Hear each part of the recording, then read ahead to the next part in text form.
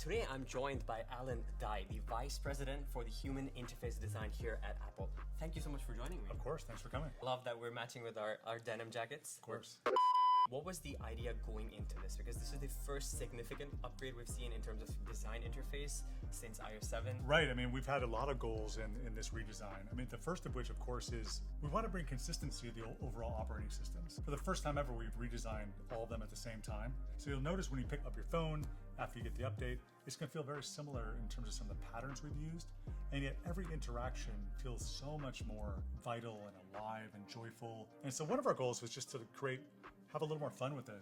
I was looking at the dynamic and adaptive nature of Liquid Glass because in the demos that we saw, it's every app has its own experience, the way it overlays within and how it interacts to what's on screen. What's the overall user experience that you're hoping to achieve with this? Well, like I said before, I think we want for there to be these lovely little moments of surprise and delight. Yeah. In the next conversation, we might be talking about the smallest of details. Right. And I think you see that with the work that we're introducing today. We care deeply about every little tiny micro interaction that a user might have. And that's why, when you tap a button or a switch or even a slider, the glass reaches up onto your finger and it has this beautiful tactile effect. Yeah. But then at the same time, we're really excited about the glass itself, this material that we spend so many hours sweating over and crafting and caring about. Even in the demo, when I was looking at how it reacts to whatever's behind, so this Gaussian blur that you have in the back, there's the specular highlights around the borders. I absolutely love that stuff. So for me, this was just an amazing change. And one of my main concerns would be the experience for the user. So when it comes to third-party apps,